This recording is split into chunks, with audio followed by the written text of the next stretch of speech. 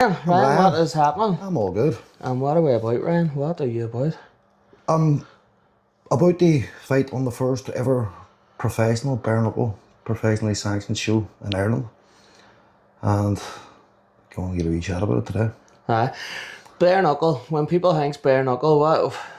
Everyone just thinks the same thing. What is it? Break it down. Is it as brutal as what someone would say or think? I don't think so, but I've done it for a while. It can look that way.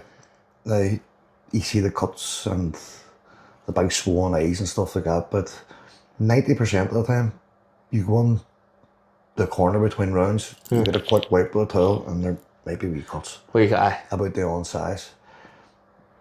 It's technically safer than glove boxing.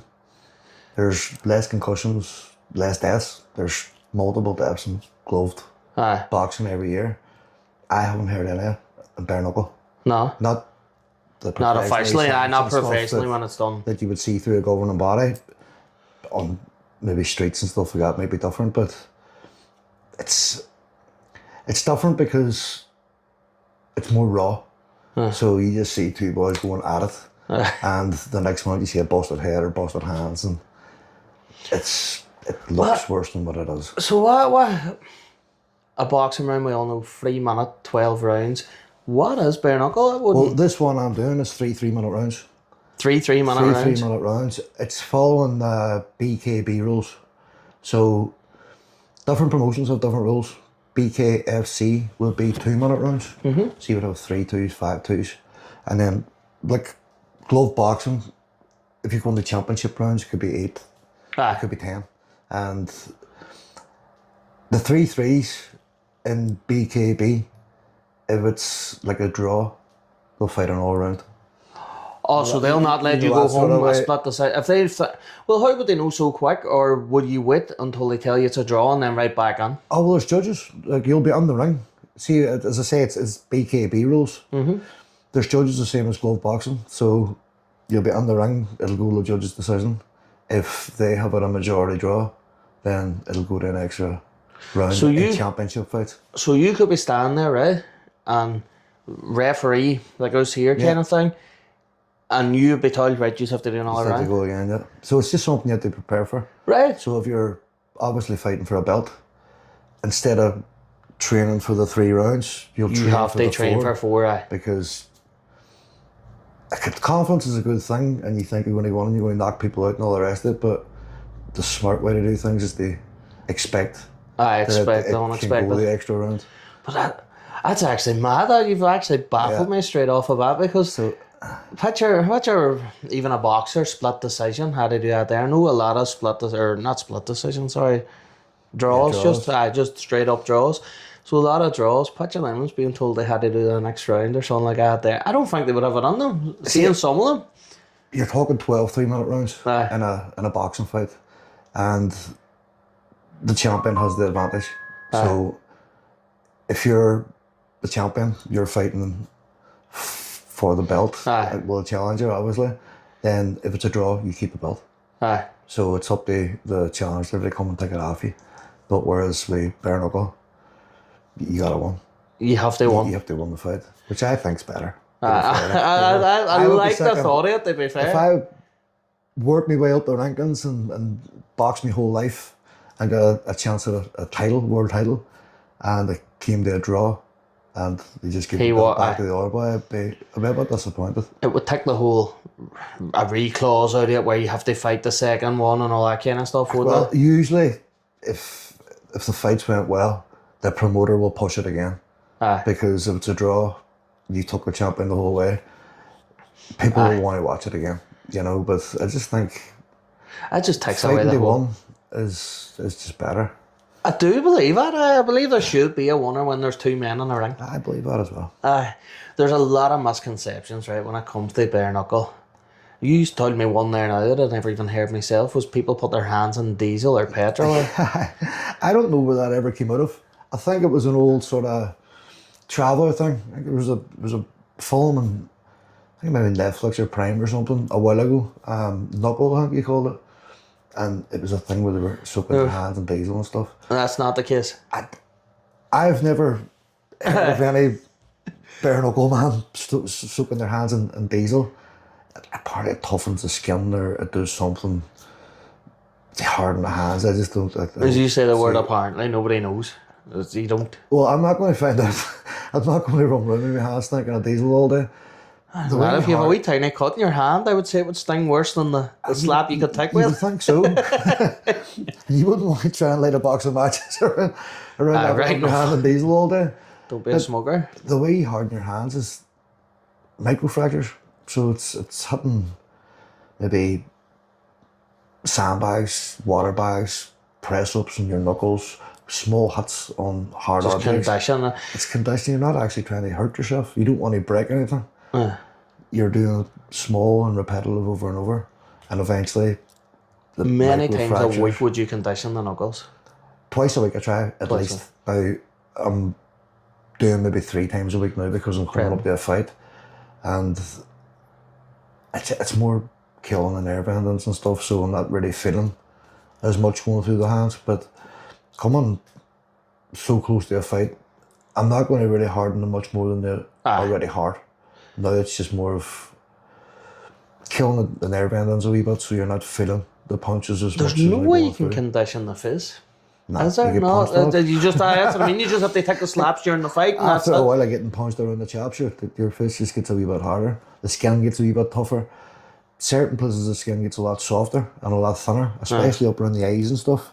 So you'll see a lot of cuts above the eyes, but even in normal boxing, that's a big thing, isn't it? I see it, and it's on the forehead, and the eyebrows are soft, the eyelids a bit softer. You very rarely see many cuts, and around the cheekbones or around the side of the head. The lips and the nose, obviously. The cheekbones and around the side of the head would probably take more to a break than a cut. They would swell out, so maybe the orbital socket or the cheekbone, if you get a bad hit on it or a broke or whatever, it swells up a lot, so it impairs your vision a lot. What's the rules like? Right, so in boxing, the referee will call the fight if he thinks this boy's getting dazed or even nearly knocked out before he's even knocked out. What's the rules there? It's the same, but they'd be a lot tighter on it. They'd be a lot tighter. So if you're dazed once at you... Well, it's not so much if you're dazed once, if they see that you're hurt and you're not protecting yourself. So in glove boxing, the hands can go down a wee bit and you can get a wee bit stumbly, but if you're moving and you're showing something, they'll let you go on. But a lot of the times in bare knuckle, if the hands go down and you're sort of like this, you've took they'll 2 or 3 unprotected instead of maybe 10 with boxing gloves if you're on. not throwing back, then usually the referee will step on or the corner will step on. Would your corner know, or would the referee know that, let's say, you can take more than an average man or someone else can? Do they base it on that? Well, there is that. They'll let some fighters go on a wee bit more than others. Like see, like Mike Perry. He's an ex-UFC fighter, and he must just have a head like a house brick, because I've seen him getting battered to a pulp, but just still keep going. And I have seen referees letting people like that go on a wee bit further. That's what I think now. They've seen it before. They've seen, right, well, I've seen him getting buzzed a few times and bit up a bit, but he sort of came out. But then it's a lot to do with your legs underneath you. So if your legs are stumbling and you're not really holding yourself up and the hands are coming down, usually it's a sign that you're done. It's the legs. If the legs go wobbly and you can't hold Is there your weight standing down. counts if you're knocked down? Is it a whole count, or is it a knockdown and you're done, kinda? Or No, there's a standing 8 count. A long time ago, they used to give you a standing 20 count in bare knuckle, so you would get 20 seconds to bring yourself round. But like the fight I'm fighting now in the show, they're taking it closer to Queensberry rules. So it's boxing rules. Where if you go down at any point, or your knee hits the ground, or your hand hits the ground, it's a standing 8 count. If you hit the ground, you've got 8 seconds to get back up again. If you can't make 8, people think it's 10. It's not really. They count to 10, but they know what it is. You've 8 seconds to get back on your feet. Usually, if you're back on your feet for the 8 seconds, you're fine. The referee, someone will get you to pull their hands, someone will get you to push on them to show that, like, I know where I am, I know what you're asking me to do, and then they'll let it go again. It's very similar to the rules of boxing. Like. Are you a local man your whole life? You're a Derry man. Top of the hill, born and bred. Boy, no, but what do they call you now, what do they? Corals. Corals, that's what it is. Up there. So, top of hill, I don't see much bare knuckle boxing in Derry alone. So, what got you into it? Were you into combat sports beforehand? Were you... Well, I always boxed and trained, and I was in England for a while, and I was on around gyms and stuff, and there were certain people around, and it would be more like a gambling thing and stuff like that. And I was just approached like the way I held myself. It was like I would go forward, and I could take a punch, I could throw a punch. So it was like, would you be interested in doing one of these? And I was like, fuck it, why not? And where's the money aspect come from? Do you have to put down money, they have to put down money, or is there people betting in the background on bofies? And seeing and them sort of things, it would have been like, you'd have turned up in usually it was a gym of some sort.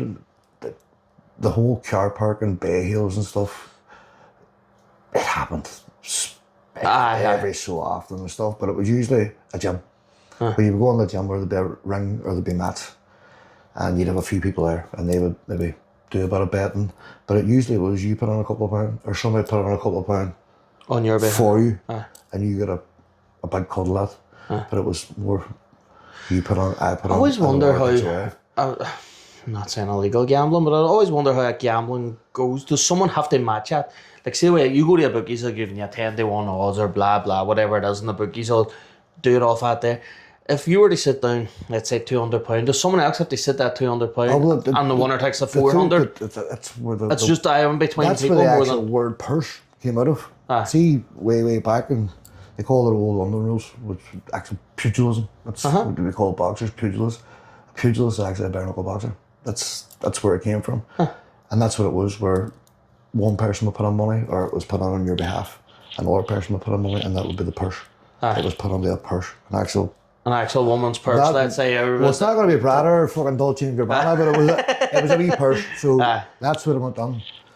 The fighter got their cut. The what you would call promoter, person running the sort of show would have got their cut, and then whoever was betting in the background would have got their sort of cut. But it seems really, really shady when it's not really. It's like people throwing chips on a poker table. 100%. It's the same thing. It'd be the same as you going to a boxing event, but going to McLean's or Labros beforehand. Going, that's what I mean. I'll stick a win a pound in your man. I don't do much betting, but I understand the concept of that. It's a similar sort of thing, you know, and it's safer, a bit lot safer than people think, because the promoters and the people backing, putting money and stuff in, they've got their fighters and they don't want you to get hurt.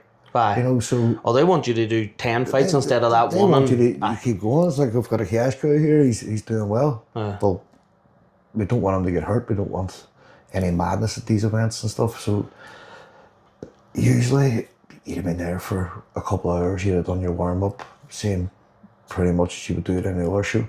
So you would go out, have a fight, and that would be beautiful. See your first fight crossing over from boxing, right? And actually having the gloves off, and what was the feeling there? I loved it. I just took it to that. So I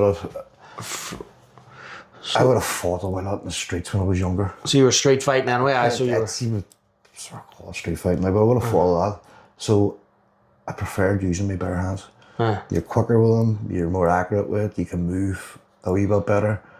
So it was probably harder for you fighting from your bare hands and going on to boxing than it was returning from boxing over to bare knuckle. That's the thing, I was never actually a boxer. I just trained it. You know, I was on around boxing gyms and stuff, but I was just decent enough at it. I had no amateur pedigree. I never really competed in any professional boxing or anything like that.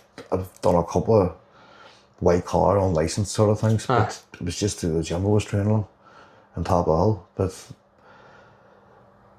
I always wanted to go back down the road of bare knuckle, but my son's 10 now, and I've been sort of just looking after him for the last 10 years. So the opportunity to travel to England and travel to Poland and travel to Germany, it just wasn't there for me. And I got an opportunity last year to fight in a hybrid fight. So that was a wee 4-ounce. MMA 4-ounce gloves. So it was sort of split them between boxing and bare knuckle. And I thought, well, happy days will do that. Like. I suppose you say they protect the knuckle more than the man's fist because that's them what- gloves are hurt. That's what it is. That's what boxing gloves are for. Boxing gloves are not to protect your head. They protect the man's hand. You know what I mean? Because have you ever been hit up the back with brand new boxing gloves with a leather and take it to the back? more times than you can imagine. I've done that a few times, and I thought that was tougher than even being hit in general. It buzzes you a lot more. So, one, you can't throw power shot after power shot with no gloves on, because eventually a thick skull breaks a hand. Do you know what I mean? So you're picking your shots more, jabbing your way on. You're trying to aim more for the face rather than anything. But with a glove, first place I'm trying to punch you behind the ear. I want you out. Do you know what I mean? And I can really wear on it. And you'll feel the equilibrium and everything go on your head. You can get concussions and not know it. You can sort of shake it off a wee bit. You come back into the corner. You're sitting there for a minute with a concussion that you don't know you have, and then they're firing you back out for another 3 minutes. With bare knuckle, it doesn't happen. 9 times out of 10, if you catch somebody on the button, they're out. Or they're that badly This is going to say, busted that there's they're a not lot getting of back it in again. and just spark outs. A lot of it. Or, not so much out cold as in like snoring, but it's boys have been hit that hard that they go down and look up and go, I'm not getting back up again. And it's not really so much as a toughness thing. It's like, you know you're hurt. I would say it's different in that aspect. The boxer always wants to get back up and fight. But I would say if you've took the wrong slap, it doesn't matter what the win or loss. A boxer's always trying to protect that win or loss now these days. From Mayweather, I noticed that everyone wants to protect their whole, I want 50 and I want this and I don't want a loss. Where I would say in that there, a loss isn't a shame. Let's get back to the drawing board. It's on the next one. That's what I mean. But boxers now want to protect their whole. This is my record. I don't want a loss on my record. It seems to be a thing in boxing, but it's been like that for a while.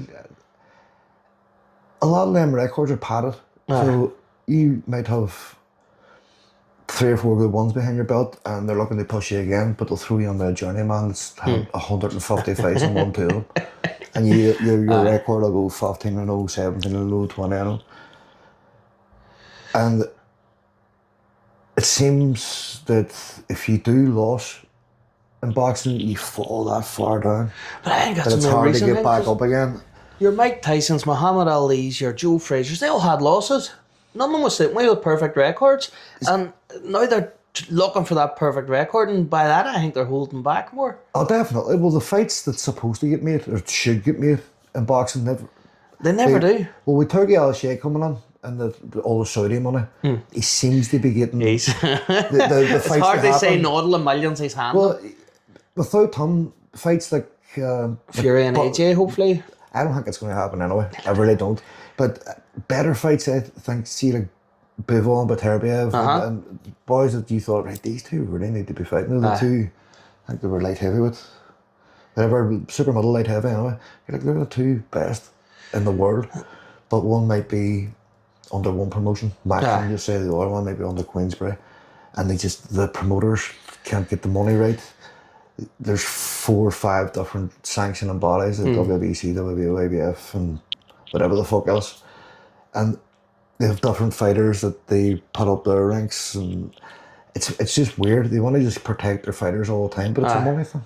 It's nothing to do with, like, I don't want my fighter to get hurt. Who do you think would win out of AJ and Fury if they went up together? Now, if you had asked me this 5-6 years ago, I would have said Fury quite easily. He would have boxed ahead of Joshua, but now it'll be a lot closer than what you think. Do you know why I think AJ would take it? Well, he's training with Alexander Usyk now, so he's going to move a lot better. He's very powerful. I don't think people give Anthony Joshua much credit for him. I never give him any credit. See, Fury and AJ, I just always thought they were like the kind of UK hype because they're here and they're local and they're excellent. I'm not taking them down or nothing, but Fury, I didn't like and I still don't like. I'm not a fan of, plain and simple. But AJ, I just thought he was overrated until I seen him step in a ring with Ngannou. I would see that's the thing, but Fury and Ngannou, 12 rounds. AJ and Ngannou was 2 rounds. I always say this now. An MMA fighter has a better chance against a boxer than a boxer has against an MMA fighter. Of course, right? You take a boxer that only uses his hands and you put him against any MMA fighter, a kickboxer, They tie Muay him Thai up on the fighter, ground. like you've just got so many weapons, and you get used to using the same movements as a boxer over the years, so it's like muscle memory. It's why you do so many drills in the bag and you're sparring and stuff. So if I'm fighting, you've done a lot of Muay Thai, I would be constantly waiting for the hands coming at me, and I would maybe try a roll. You'd miss that and kick. the next so one I'm getting rubber. kicked square in the head. Like I couldn't dip a roll against you because if I'm doing this, There's and a you're knee. catching me with a knee or an elbow, I'm not seeing it coming.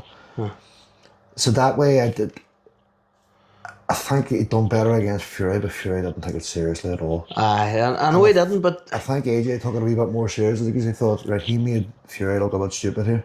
aye. I'm a better boxer than I Fury. think- I'm going to go in and put him away. AJ made Fury look more stupid with the way he done it, I think. In my opinion. I folded him like a deck chair. But I And just... did you ever seen Ganyu's fights in MMA? It's different. Like, I know it is, but I just mean I he's... seen him literally nearly taking Alistair Overeem's head off with an uppercut, and I thought, I wouldn't ever want to get hit with him. Aye. But the angles that you move at as a boxer, you shouldn't be getting Well, caught at least by an MMA fighter. An MMA fighter is square because if you take a bladed stance in MMA, one's going to grab you with the legs, take you to the ground and tie you up like a chicken. And there's not much you can do about it.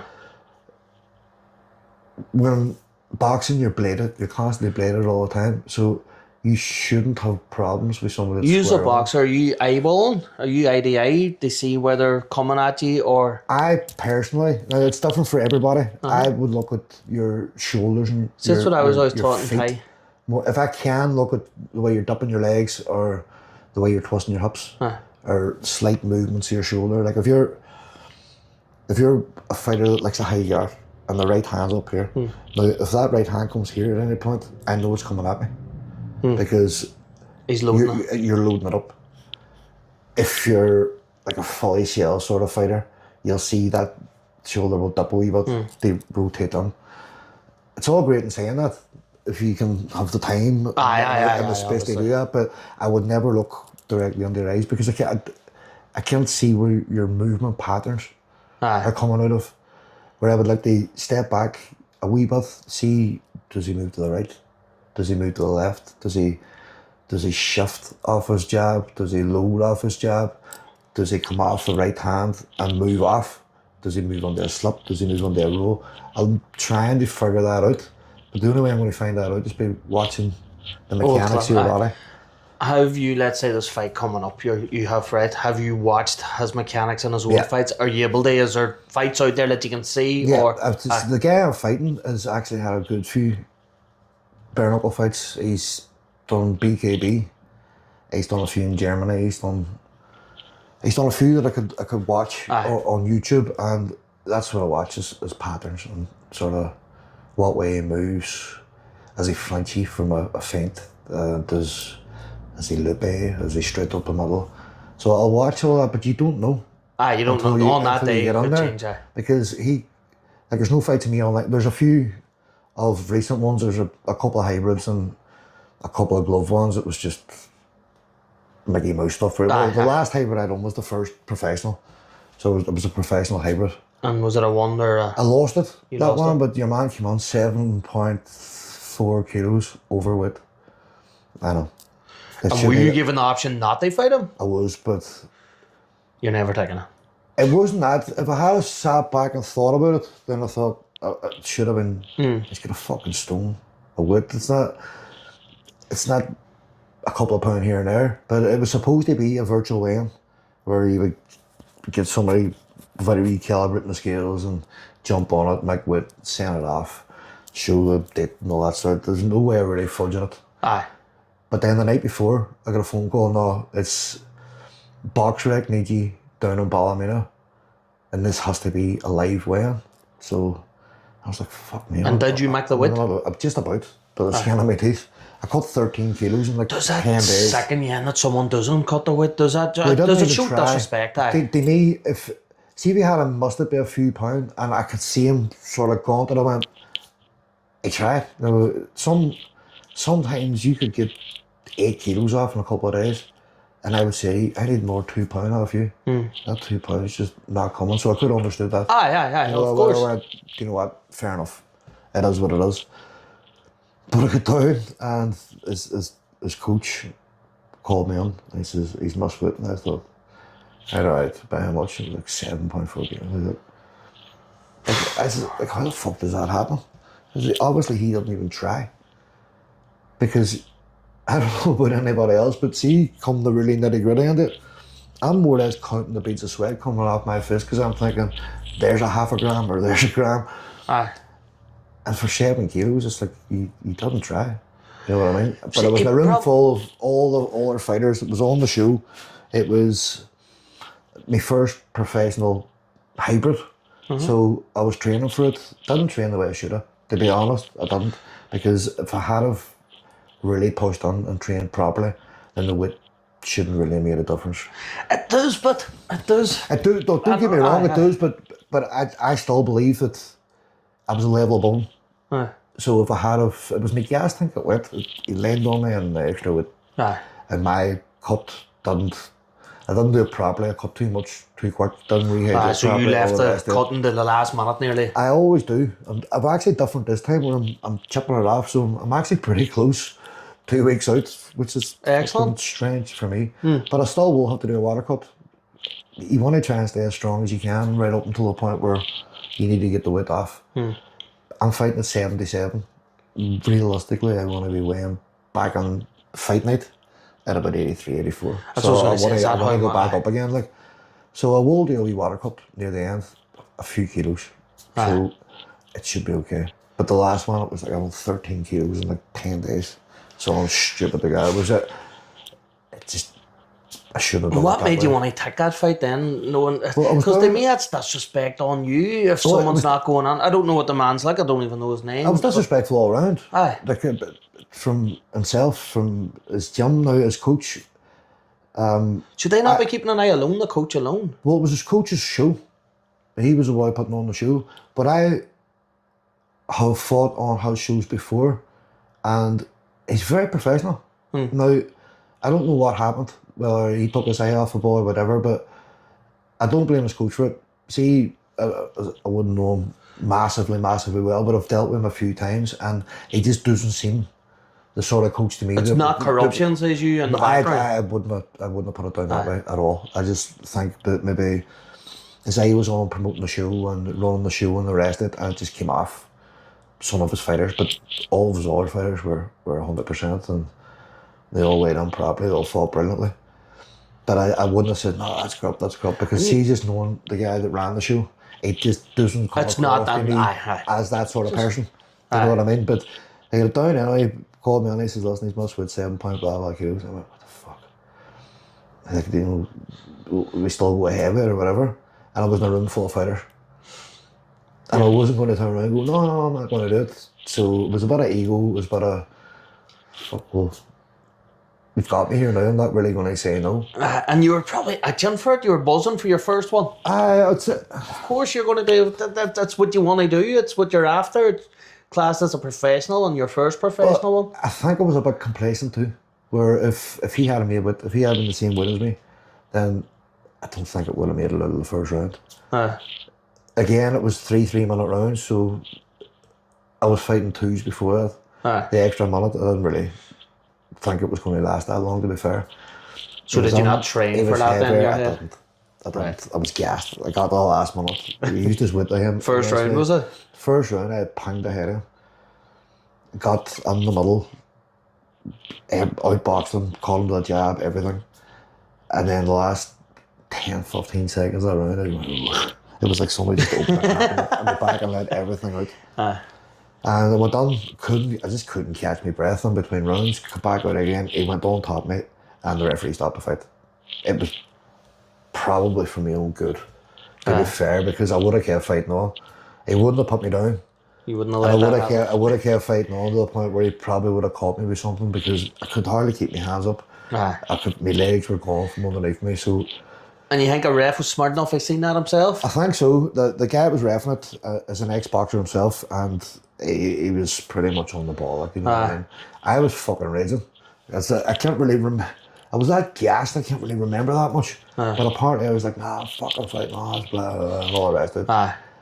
But at the end of the day, I think the referee sort of saved me from myself. Aye. You know, that sort of way. And That's what they're there for, and that's what they know. You can say what you want about them, but they... It took me a few days to go, no, you know what, I was a fucking dickhead. I should have fought. I should have let me fight on.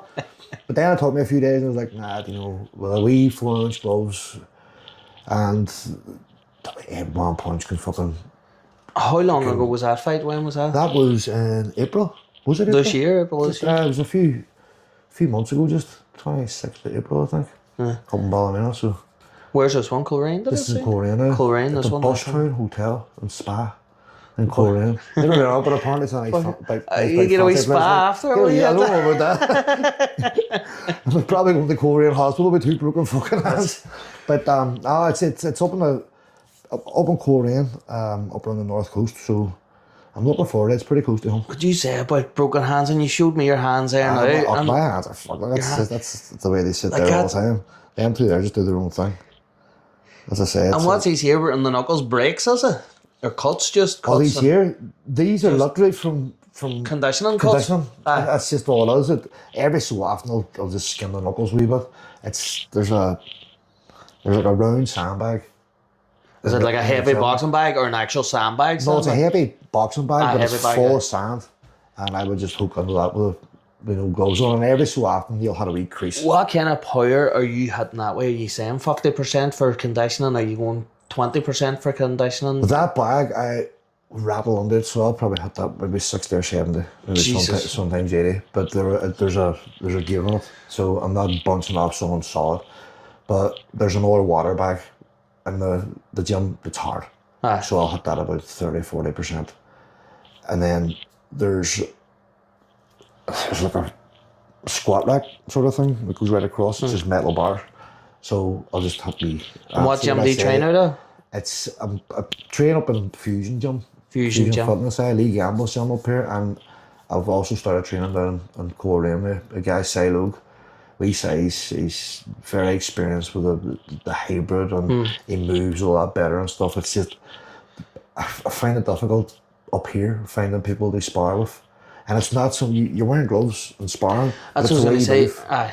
Like a boxing and bare knuckle is 2 completely different sports. You don't want a boxer to spar you then, essentially, or okay, every so often I will, because you need the practice. Angles. You're always going to get that from a good technical boxer, but more times than not, the other boy that you're fighting isn't an amateur trained boxer. They're a bare knuckle fighter, and you move different. So, see, instead of hands being out here, you're more framed. If you're used to wearing big gloves, muscle memory kicks on, and that's what I was going to say. See, there's gap here. Does that need to be tighter with you? That needs to be nice and tight. And I prefer because the fist will go through a boxer's guard, won't it? Where obviously the gloves is. If the gloves are stopping it, so if you've got a boxer's guard, you're sort of here. Hand usually cheekbone the other one down, protecting the chin. Whereas bare knuckle, you can. There's a few different ways really, but you either want the hands out here, catching everything in the way in, or you want to be nice and framed. And if you're used to using big 16-inch gloves and sparring, the frame goes here. Whereas really you want it to be nice and tight, so you can drop the elbows, you can catch, you can move on. And like a boxer where they kind of rub the heads and stuff, or else get under a clinch, are you able to do that, or use on a clinch with bare knuckles? As I said, this one is, I'm nearly sure, Queensberry rules, so there is no clinch. Whenever you get them together, they'll break you apart. But a lot of the fights I had before, you could work in a clinch. Like I could get you sort of a back on neck and it can work. As long as both fighters are working, or one fighter is working, and a clinch you can hold on to for as long as you want. Right. And it's usually you work the body. And would you rather work on a clinch, or would you rather work I prefer to work on a clinch. It's just more what I'm used to. But I've been training more now is... Distance? Just distance, Queensberry rules. So the way I'm looking at this here, it's a boxing fight with no gloves on. You know what I mean? I like fighting on the inside because I'm short and stocky. And I've got a lot of power. My thing is just... Can you load it from a short distance too, yeah? I can load it without even dipping my legs. I don't know how, but I don't need much rotation. Experience, just? No, I don't know. It's just the way I throw punches. That's just the way I always have. Without even being shown how to do it, I can just develop a lot of power off punches. How many fights would you say you've had? All on, you're talking about 40 or 50. It's And your one in kind of ratio, are we going 50%? Are we going no. higher or lower? See before I was like a wee bit older, I had a very good one ratio, so I was fucking winning about 80 or 90% of the fights, you know, and I was competitive in most of the wrestling. But sometimes there's levels. Sometimes there's people you're fighting and going, you shouldn't really be on here. You know, that sort of way. But how have you ever took pity on someone like that? No. No, can you? That's a thing, can you? Because you don't know exactly what they can throw. No, that's just the mentality I put myself under. And this sounds really wrong. But it's a mentality I have. See, when I get in the ring, no matter what it is, it's a referee's job to stop you from killing you. See, if nobody steps on, I'm going to keep punching you until there's nothing. So that is your mentality. That's a mentality that I go into every fight with. It's mad that, because I remember watching a Eubank Jr. fight where he was hitting a boy and you could see the ball. I forget who it was. He called your man.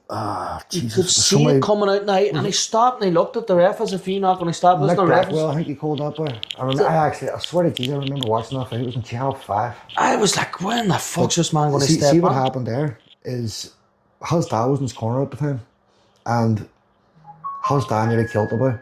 I remember paralysed. Was it Watson? It was either McClellan or Watson. Nigel Benn done what they want, boy, and Eubank done what they want. But both of these men ended up back. Which was fucking funny because they had that sort of rivalry. The big guy. But I think what happened was in between rounds, it was Eubank's dad went, you're going to kill him. You need to stop hitting him in the head. He said, I've seen it. I've been there. From experience, don't do it, because I watched that interview with Chris Eubank Sr. and he says, listen, it still haunts me to this day. Which it would. I think the same sort of thing, but that young fella Blackwell's did end up, I think he's still really badly buckled. Brain dead somewhere, or brain damage, sorry, not dead. Damage with how he learned to walk and talk and all that sort of stuff again. So, and they blamed Eubank for that, but Eubank, you did see him pull back and turn around, and you seen him go to the body a lot then. He stopped and he looked at the ref, and the ref more or less says, if you don't hit him, I'm calling it well, that's the way it is. It's like you have and that's that mindset you have to have. Fight. Like, you're there to fight. But the way I look at it is, nobody threw him. You signed the same contract as I did. If the other way was around, I don't know if you would take pity on me. So I'm not going to take pity on you. Exactly. You never seen nobody grab him by the ear and throw him on the ring. And unless you did it, you might think differently. But he's standing there and there's a man there to save you or him. Well, to me, fair enough. It's a great way of looking at it. I never thought of it that way. Like, it might not sound right to say that, but no, it made more sense to me, because I would have thought differently. I'd have thought, especially in the likes of before they've actually sanctioned these bare knuckle fights, I was thinking, right, you might see a boy nearly half your size or scrawny in the corner, and you're thinking, you know what? I'm going to go easy on this boy because I think I'm going to take him anyway easy. Well, see, even a lot of the fights that I done, it would have been under the table, unlicensed, or whatever. They're never really illegal. Well, to a certain point, the gamble and all that sort of stuff would be sort of frowned upon. But even then, you're matched evenly enough. Right. Okay. So you're not going to put a 20 stone man on with a 10 stone man and think, right, there we go. Because as I said to you before, each sort of promoter, boy or money man, he wants his fighter to go on. Like, he wants to make as much money off him as possible. So he's not going to put him on against a monster that's going to badly buckle him. You know what I mean? So it's never size-wise and like weight-wise and stuff. There's never a big massive difference. But I think when me personally, this is probably my brain working overtime. But when I hear unsanctioned fight, I'm thinking unfair fight at the same time. Well, you're saying it's an unsanctioned but fair fight. Well, unsanctioned doesn't mean it's not going to be fair. Unsanctioned and unlicensed means is there's no governing body over it. Aye. So it doesn't actually mean, as you say, 30 stones going against a 20 stone. See all man. the local shows you see, like in Chantal Community Centre or in hotels here and there, they are unsanctioned, unlicensed boxing events. Aye. So they go ahead, they're fully legal. There's doctor teams there, there's paramedics, everything's there in place. Exactly the same as would be in a professionally sanctioned show. It's just there's no governing body. There's no governing body. Nobody stepped in and so says. That's just what it sort of means with a white collar, unlicensed. That's just what that means. Is it's not sanctioned by anybody. Nobody's stepped in. It's like they get belts and stuff like that there, but it's Mickey Mouse stuff. It doesn't mean anything. Like don't get me wrong. To you at your level and your club and the people that's putting on the show, it means something. Aye. But at the end of the day, it's Mickey Mouse. I know, I get that. All the belts are made in this, like Shelby Crossings or somewhere like that. They're just made up. But it's these fights that do lead people on to the bigger fights. So they are a great stepping stone, but they're not the be all. That's not if you're the mindset of a fighter, your main fight doesn't want to be like a wee fight, as you said, in the Chantal Community Centre. It wants to be the one SSE arena. Some people are happy with. Aye. Some people are like, no, they'll train 2 or 3 days a week and they'll keep themselves in good shape and they'll go on to these wee shows. And that's what they want. That's the level that they want to get at. And fair play, you take your hat off them, that's what they want. But then you get guys like Fabio Warley. Fabio Warley never had an amateur fight. He had 6 or 8 unlicensed fights and shows like that. And then he went on to win a world title. Like, nearly killed him in the last fight. Like, but he worked himself from white collar, unlicensed boxing, right up to being the heavyweight champion of the world. So there is that progression.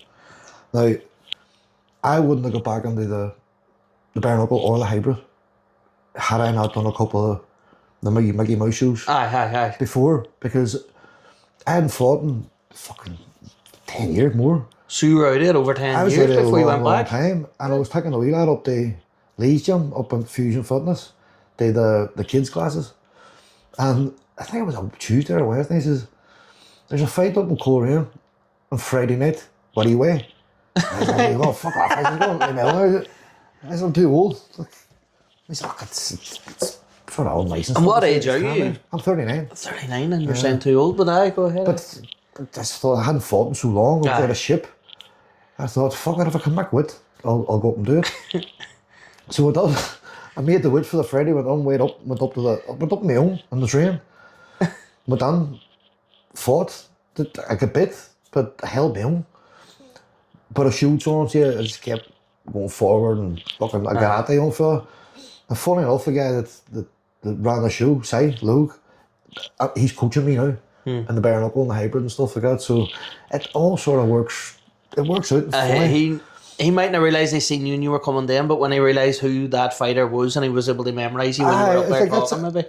And then I got an offer on, what was it after that? I had a toy glass up in Ballymena. I was to fight a hybrid, but it wasn't sanctioned to professional then. It was just it was one of the first. A white collar. No, it was. There was no real such thing as hybrid. It's brand new. So I was going to be fighting one of the first, and the guy I was fighting broke his hand and had to pull out. So they got another guy on. He agreed to the hybrid first, and then for some reason they come closer to it. He didn't want the hybrid, so it was in 10-inch gloves, and I didn't train for 10-inch gloves. I was training for hybrid and stuff like that there. And that one led to the next one, and then, was it last August? Last August, I done the first and only ever hybrid fight that's ever been in there, and it was down in Shelby Community Centre on Lee Gamble's That's right, I know. Wall City War fight, which was fucking mental. I didn't realise there was hybrid in that. I know the exact. That was the only one. It's the only one that there's ever been. There hasn't been any before it, there hasn't been any after it. Nobody had a clue what they were doing. See, because it was just brand new. The referee hadn't got a clue. The corners didn't have a clue. The doctors didn't have a clue. The only people really had a clue then was the fighters that trained for it, likely. Well, the guy I was fighting, Monroe Kerr, leading up to that fight, he was just rattling through everybody. Now, Monroe is a MMA fighter, but I never even watched him fighting, but I've been hearing like, your man's just fucking smashing everything that's moving around him in 10-inch gloves. And I thought, fuck it, you know what, I'll fight him at 4-inch gloves. It has to be the mindset, but doesn't it? But I was like, I had no bother, I'll do it. And it was just weird the way it happened. It was my first hybrid. And it was in Shelby Community Centre. But since then, hybrid boxing's came a long way. So the crowd is sanctioning the bare knuckle and the hybrid down in Coleraine that I'm fighting on now in 2 weeks' time. It's called the Hybrid Boxing Association or Organisation, and they are the only professionally sanctioned hybrid boxing organisation in the world. In the world too, So right? Okay. they've got the HBO, which Hyperboxing organisation. They've got a crowd on from Italy, Elite Fighting something, and TBL in Germany. So they're starting to build. People starting to something. wrap themselves around it, and It's very exciting. It's growing really, really fast. But the guys that organise this they're very well tuned in. How big this could actually get. The shows are run amazingly well. It's like honestly, it's just the same as going to be a matchroom show or a Queensbury show. They run them properly. Contracts, medicals, everything's just all above board. They're all sanctioned by BoxRec and all that sort of stuff. And coming from fighting in Chantal, they fight in one of these shows. I was like, fuck me, it's just blew so quickly. So I done the one in Shanty in August last year, and April just passed was the one I done up in Ballymena, the first pro one, which I'm sitting here with other brilliantly organised and all the rest of it, but the width difference was all fucked up. But that was on me. I stepped up into the next width. As HBO with a sanctioning body, as far as they were concerned, it's two cruiserweights fighting.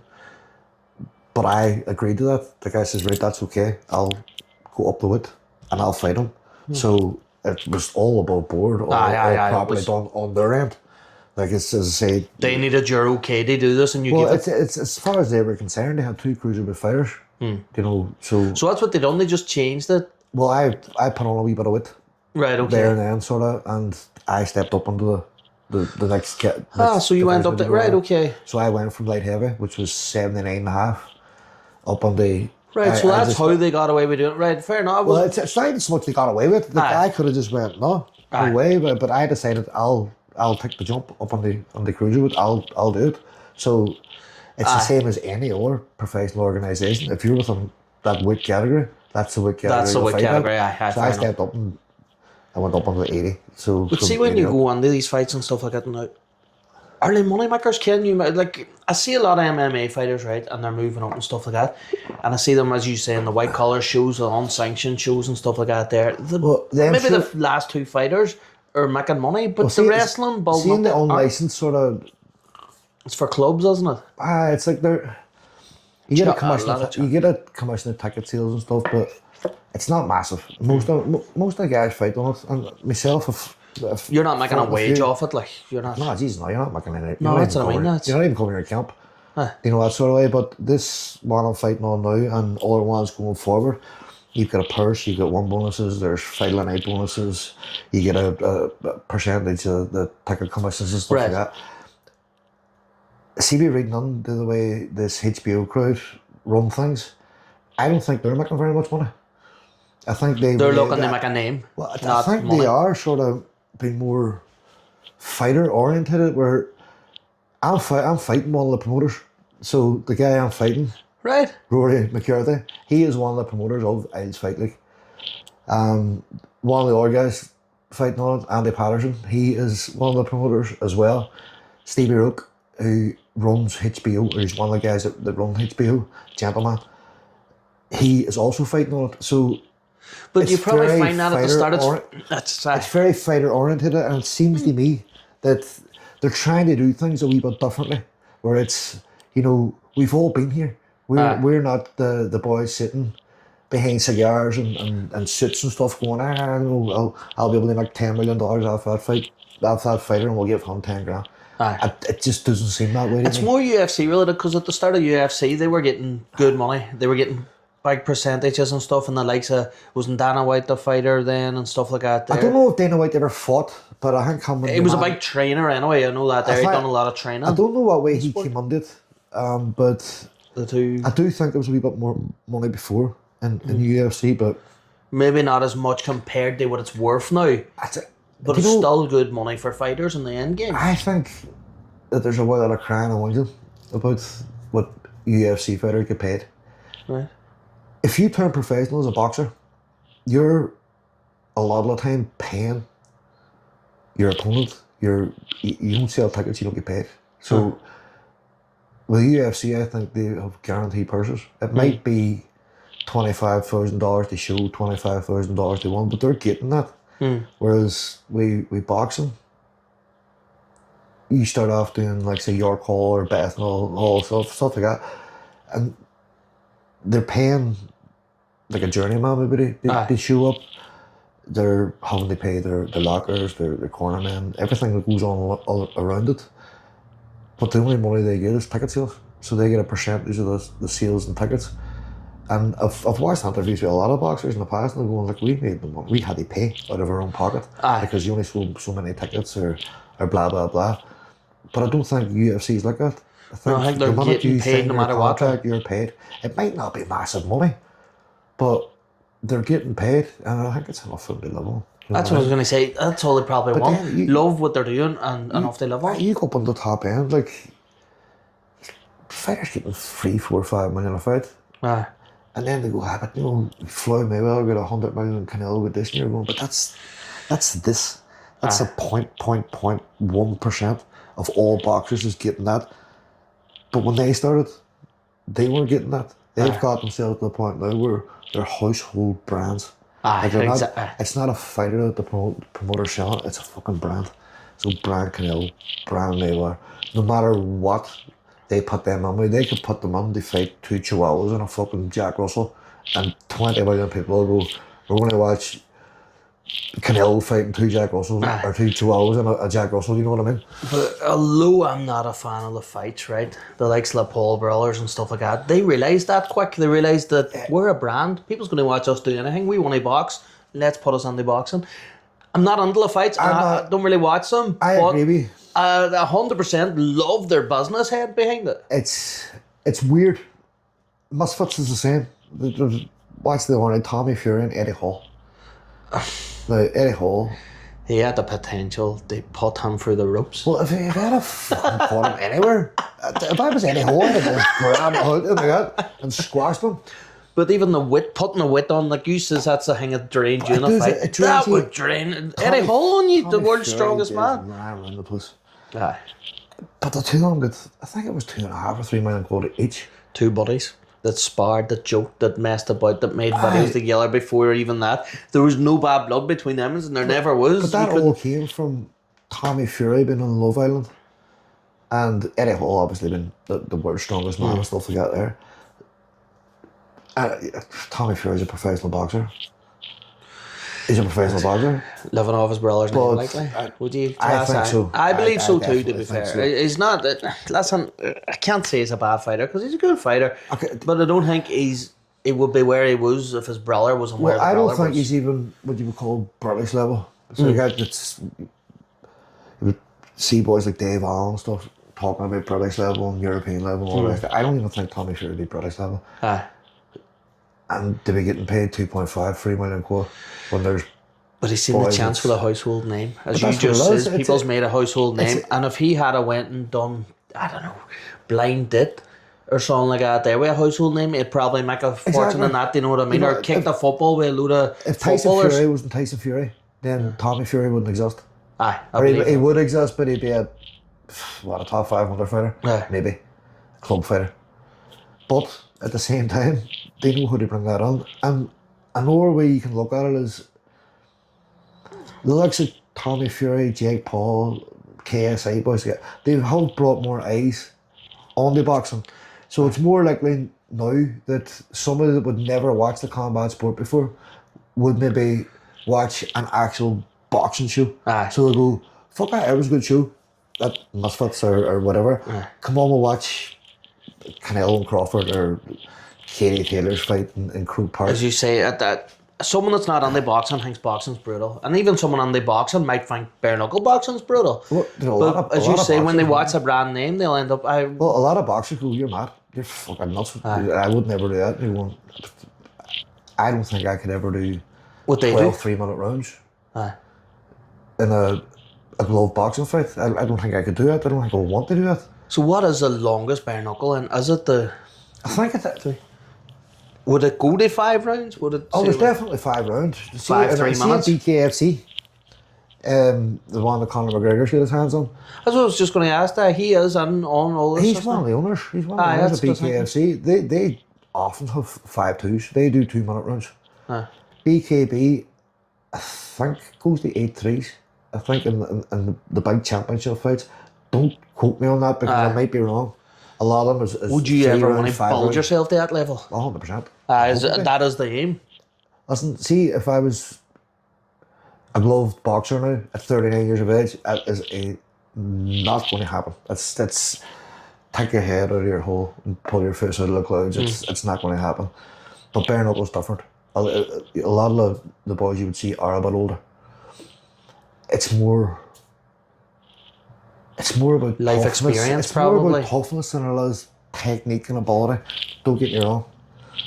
You need sort of both at that. But you can go out further a wee bit later on in the year. So I'm 39 now. I reckon I could probably do it to about 45. And I want to go right up. I want to go BKB, I want to do all the rest of it. Because I don't see why not. Do you know what I mean? It's at the end of the day, in bare knuckle, even more than glove boxing or other combat sports, even if you aren't technically as good as the other boy, you've got a puncher's chance. Everyone does that. I could catch you with a wee jab through the middle that will bust you that bad that you're wiping blood out of your fist the whole time, and then I can follow up on you. So I'm not going to say that I'll be a world champion or anything like that, but I definitely want to go UK, up. Ireland champion. I definitely. Well, this crowd, HBO, they run events in Italy and Germany and all the rest of it, so that's what I want to be doing. You know, so this to me is a stepping stone. Is it easier? This to me is a stepping stone now. They move on to bigger fights. You just say now about wiping the fist. Is it easier to wipe your fist with like a boxer when he's cut, his ring has to do it? Or the corner has to do it? Oh no, you could have. So see your wraps, could you just do that with your wraps? That. Does that make it that bit easier? Not easier obviously, but easier to see when the blood's direct. Oh, definitely. Like you'll feel where you're cut. And you'll be able to do that. You'll be able to do that there. Like as a boxer doing that with gloves. I've done it with gloves before. Been a wee bit cut. You can't, you're just spreading the mess. It's just all over the fucking place. You know what I mean? You're nearly worn not to do it. With bare knuckle, you're wrapped about an inch and a half above the knuckles. So the thumb, skyfly wrist, that's all. You're trying to keep you try and keep it as one, so you don't break a wrist. Well, it is. You've had your hands wrapped. You tie wraps on between the fingers and stuff. Yeah. See, take that out and just see from here up is pretty much the same. You're trying to make that. That's. Well, there's Scan, when I went to scan, he says just try and make that you want that like a rod. You want that one big piece because so you're hitting through on it. The softest part of your sort of arm, hand is, see this wee bit down here? See between the thumb, the scaphoid and the wrist? That's the bit that you're going to break more than anything. It's very, very rare that you'll break a knuckle. It's very, very rare. They might pop up there, but that's just a matter of pull it back down again. And here, that's not a bare knuckle thing. I've seen boys fighting in the town. And that's not fucking pop it back in again. You know. Your worst injury, what was it? The worst injury? Sorest, probably the orbital socket smashed them. That was sore. Like.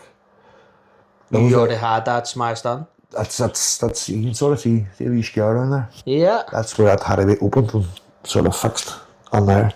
So that went and the retina got badly damaged on behind.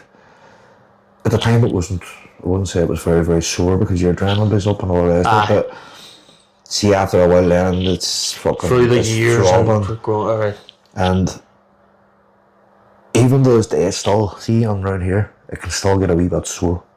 Sort of from time to time, but see all right, you're talking broken hands, but it's mostly cuts.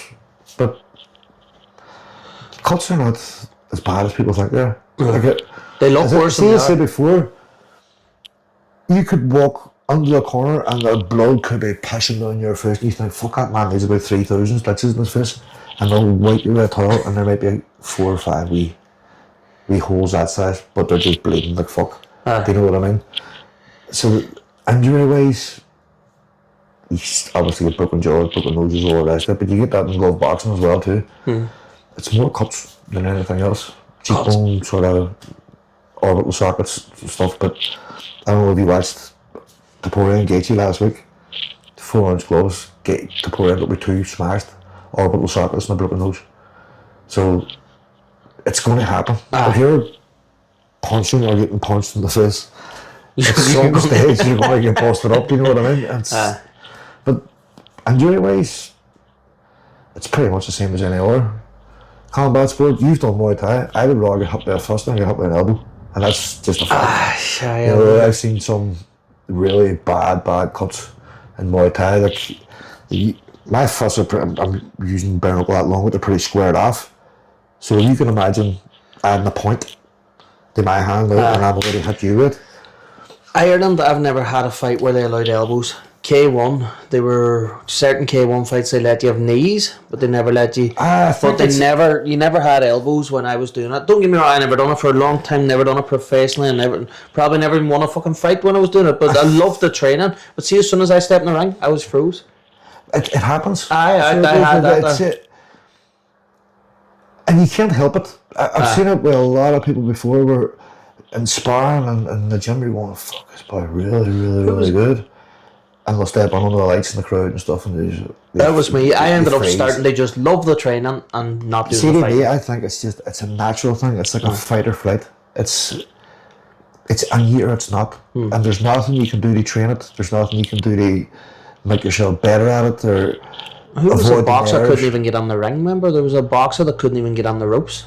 I know, there's been a few, and I remember, a guy was fighting, I think it might have been Lennox Lewis. I can't remember what the fuck you call the boy, but he was a world champion at one time. And halfway through the fight, he dropped his hands and started crying. He kept turning his back on Lennox Lewis to the point where Lewis was what the fuck? How do you know how to fight a man? But he just had a complete mental breakdown. Now, obviously nobody knows what was going on in his personal life behind closed doors, but you're going on then and you're in front of maybe 3,000 or 4,000 people, and then big events, you're fighting in a world title fight with cameras and millions of people watching you at home. And another boy across the ring looking to take your fucking head off. And there's pressure on that. Well, if you're not in the right frame of mind, get under that, it's not going to end up well for you. It's not going to, and that's where I think a lot of people will freeze up because everything, it's like your central nervous system or something goes, we should not get me out of here. Get me out of here. And I think it's probably a more healthy thing. Your brain's going, I'm doing my job here. We're not fucking doing this. Your man over there is going to take your head off. Or we're not ready for this. Something. Your brain just went. It's the same as ice baths. Have you ever done an ice bath? I do. I'm sure you have to. Your brain is telling you get out, but your body, you're overwriting that and saying stay on, because your body's trying to. It's sort of. I think it's like a discipline thing where it's like, no, I'm okay. I see a lot of the times it's overriding, as you say, and going, no, it's fine. Where do you do them? Do you do them locally to yourself? Or? I had bought one on Amazon. It's just a wee thing. It was about $4 and at the bottom, I have a wee gap where it's room for like a shower tray and stuff at the bottom of my bath in the flat. And I would just put it on there, fall up from the tap and fire when a bag's ice on it.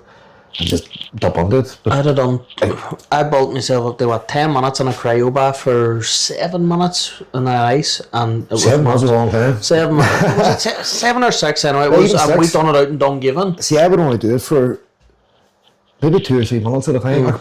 Maybe I could stay on longer. But to me, I get bored. I'm riddled with ADHD.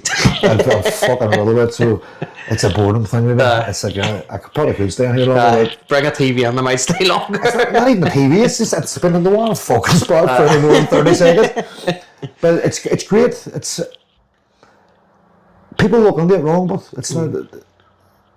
It's not for injuries and stuff because the last thing you want to do is mindset. It's mindset. It releases a lot of dopamine.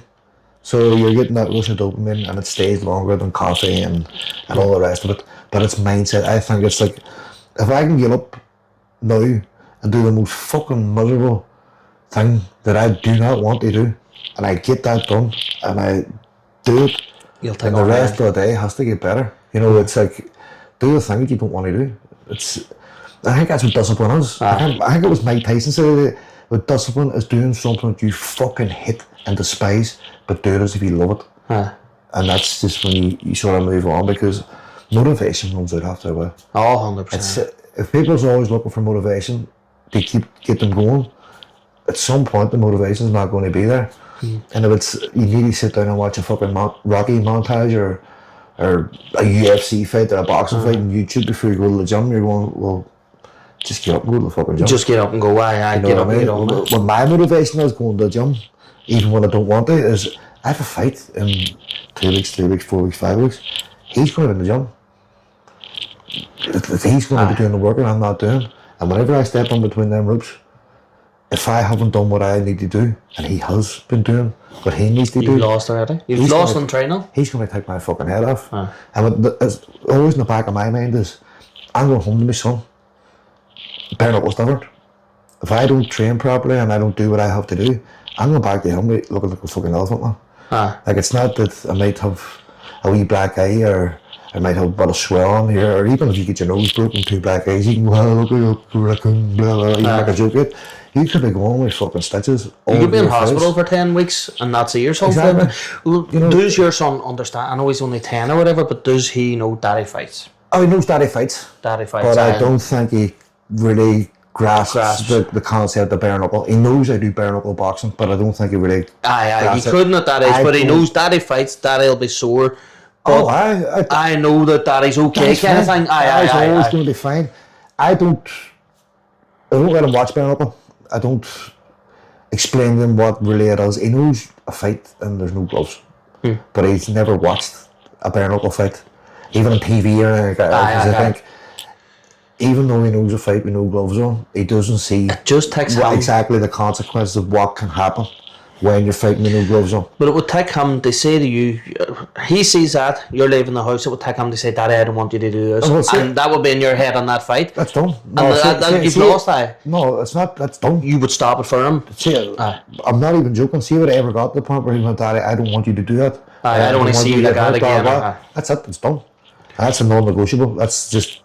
That's something that I... Family life comes before fighting life. Well, see me, it's not even family life, all right. It's him.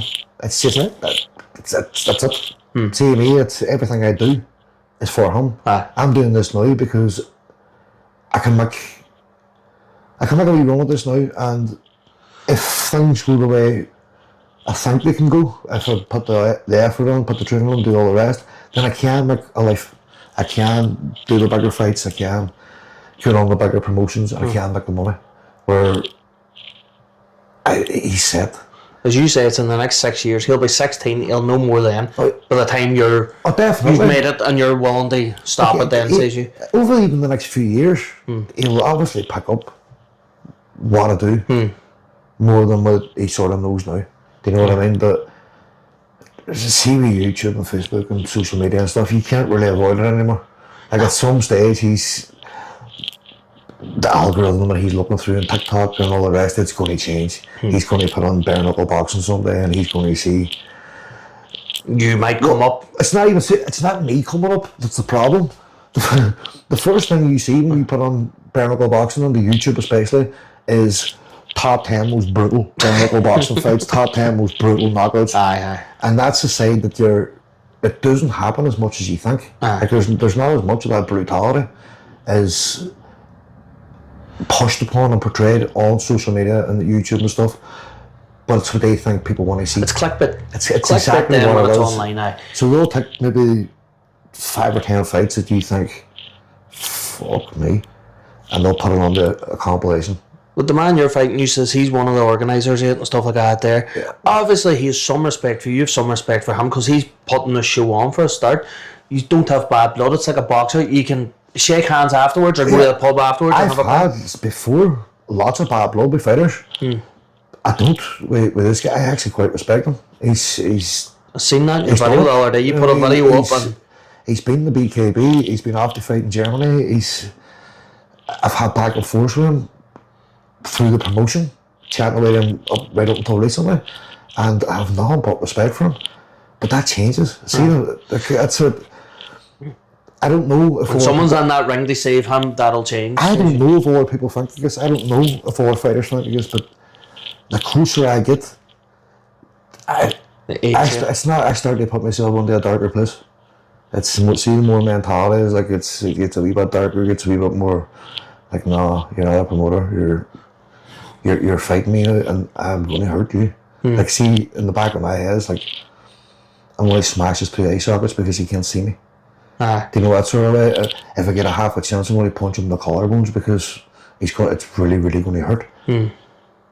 But then, as soon as the fight's over, it'd be like, I respect you, bring a fight and all the rest of it, and I'll on to the next one. Because see, after that, he's not a promoter anymore to me. He's not an opponent, so he's an irrelevance. Aye. Like I said, in my world, he doesn't exist. Go on. He's like, that's it. He doesn't exist. He could crawl back up on side his mouth for all I care. It's not, to me, it's like, done. Gone. You're out of my life. I don't need you anymore. So what date does this fight, did you say now? 4th of July. And it's happening in Coleraine. Independence Day. It's happening in Coleraine. What price is the tickets? £65. £65. But I've got 2 for yourself if you would like to go. Take somebody else for you. I just think we're having this conversation. You've never been to a bare knuckle event, so go up and watch it live. You know, see for yourself. I actually will. It's a fucking stack card. And do you have many people, like businesses, stepping in, supporting us? Well, see, as I say, I've actually looking at that wee t-shirt on yesterday, so that's my own one. I've got Big Jordan Breen. He's a very close friend, done the doors with me for years. He's a PT down in Cork. But see, it was just sort of there, you're sponsored. It wasn't that I'd want anything from you. But I was like, no, send me your fucking logo so I can think about and all the rest of it. And then I've got the Traditional Turkish Barbers, which is Mehmet over on Spencer Road. He's kindly sponsored me. Auto Fresh Volume. You'll find it on Facebook, Auto Fresh Volume. And the Wee Dairy Shop. The Wee Dairy So Shop. I like just. Who have we got in the middle there? You must. That's my own one. Oh, so, no. Here, what your hand up? You must have. No, we've got T-Mac Detailing. So that's Thomas McClintock, and he. I thought he was. I don't drive, right? So I thought he washes his cars and fixes them up and stuff like that. There. Took me out to his place out in our motorway, fixes them. Opened the door, fucking jags and all over the place. And I went, holy fuck. So he does like. He does it in a high level. He does body kits and all that air sort of stuff. It's all top level. As I say, I don't drive. But even I was standing, I took a young fella out because he's on the car. And he was like, oh, Jesus, I look at all that there. It was just fucking loads of high-end cars and all over the place. But I just want to say thank you to all these. It means a lot. It's the first time that I've ever went out and tried to get sponsors. Do you know what I mean? It's it really helps more than you think. And I didn't really think about this until I stepped up a level where there's a lot of money goes out for your training camp, for food, for traveling about, for sparring and stuff like that. And it really does help. As I say, I thank them very much because this is the first one.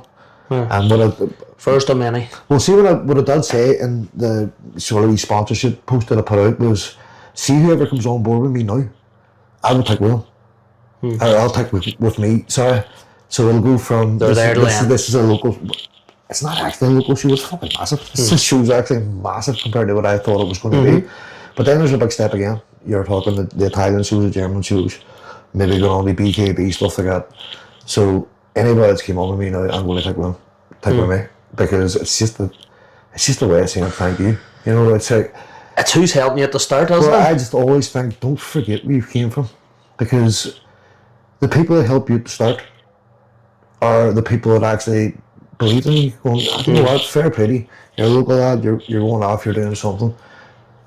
It's not millions and millions and millions of pounds, but there's something to help. And I think if you forget those people, every little helps, and they believe in you. They're not doing. They're not looking on that t-shirt because they don't believe in you. I think that if you forget those people, see if you forget the people that helped you at the very, very start, then things are going to unravel for you very, very quickly. Because you get up and you get the big ego and all the rest of it. Fuck with people.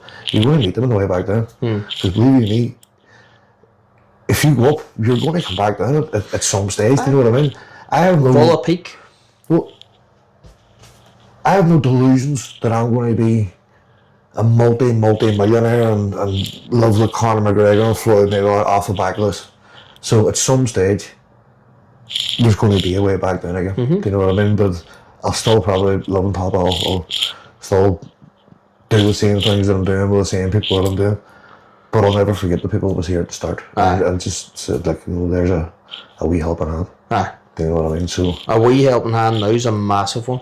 Well, to me it's massive. At the start it's massive. Of course it is. See these, it might not be a big thing, but to me it is. It's like, oh fuck it, it's really, really helped out. It's going from struggling to pay for the extra things, to do the extra travelling for sparring, the extra food, the supplements, all the rest of it. I'm going to be sitting there, you know.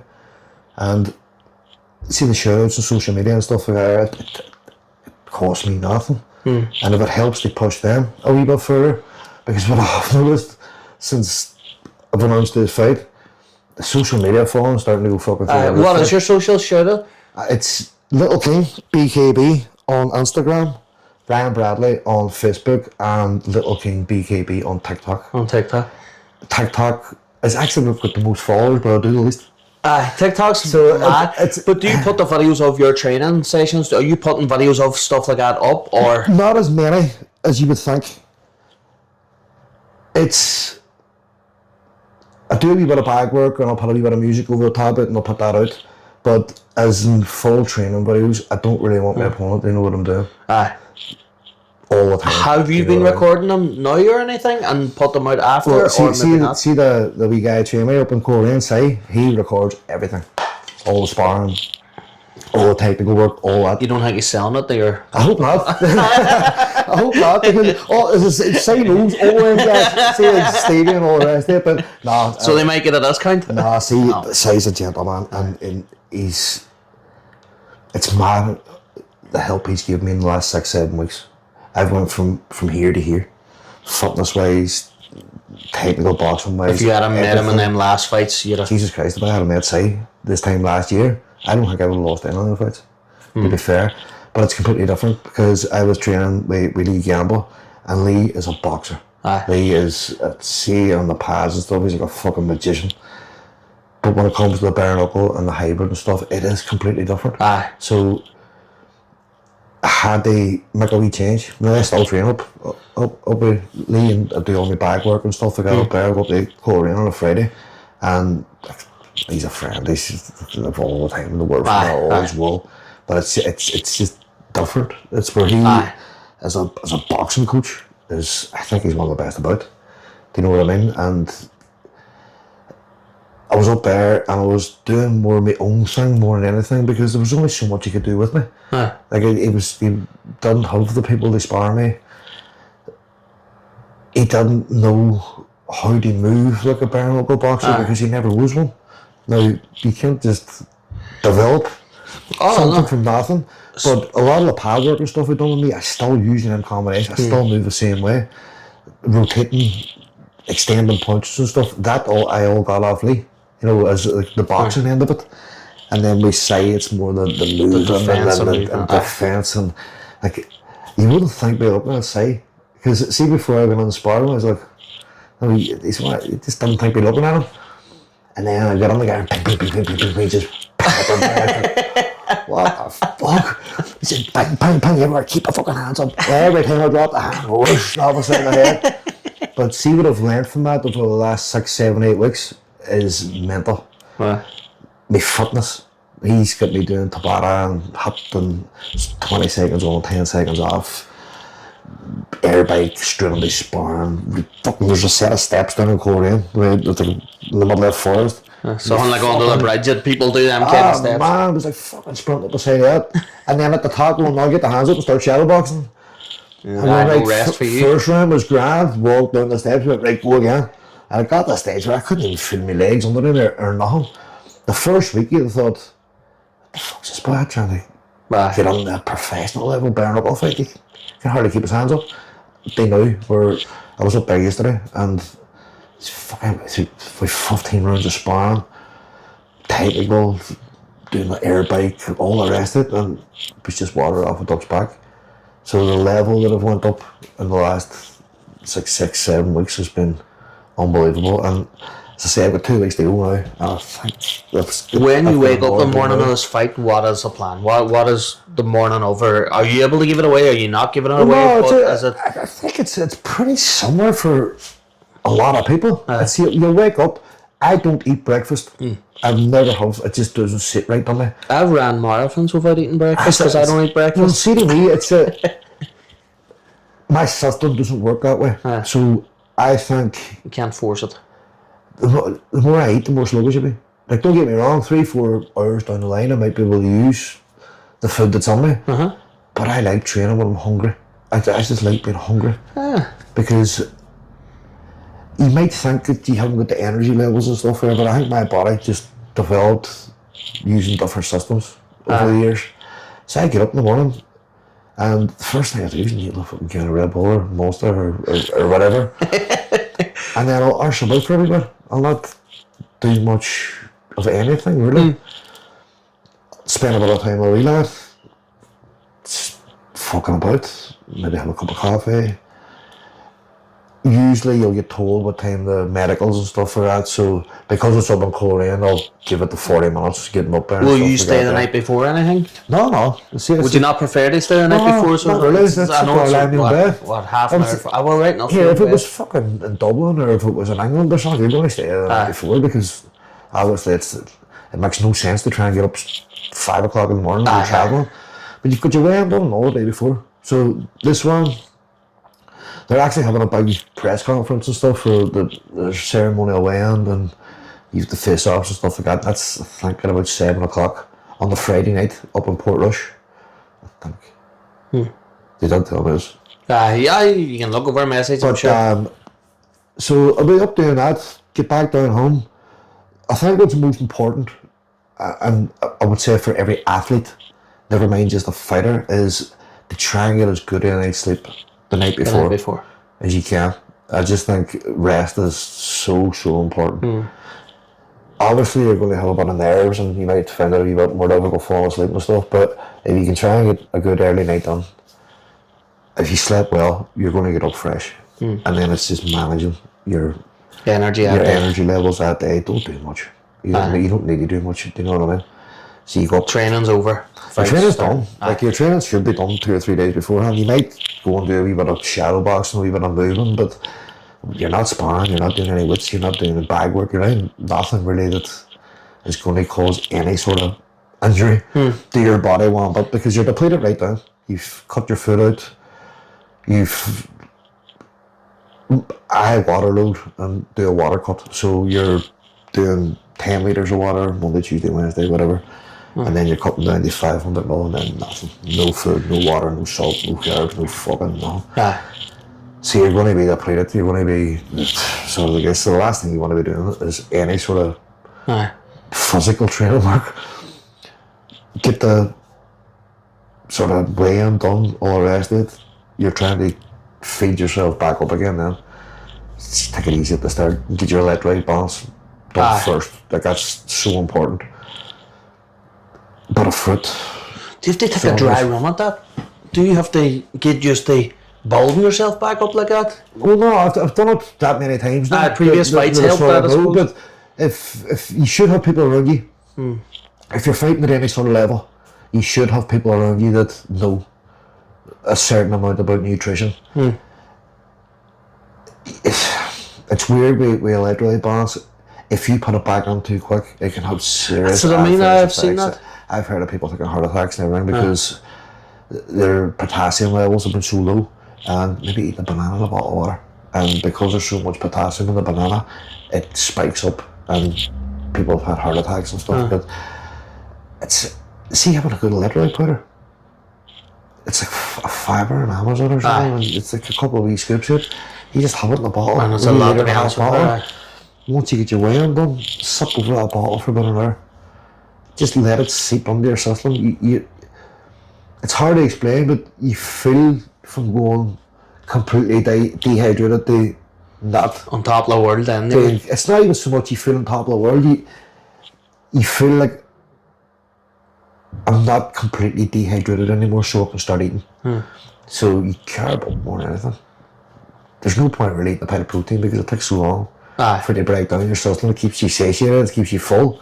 It's good when you're cutting. As much protein as you can eat because you'll stay full for longer. But if you want to pile the weight back on again, Carbs. for the next night, carbs. As much carbs as you can get on me. So I like pancakes. I fucking love pancakes. And we breakfast waffles and stuff like that. And then try for a decent meal.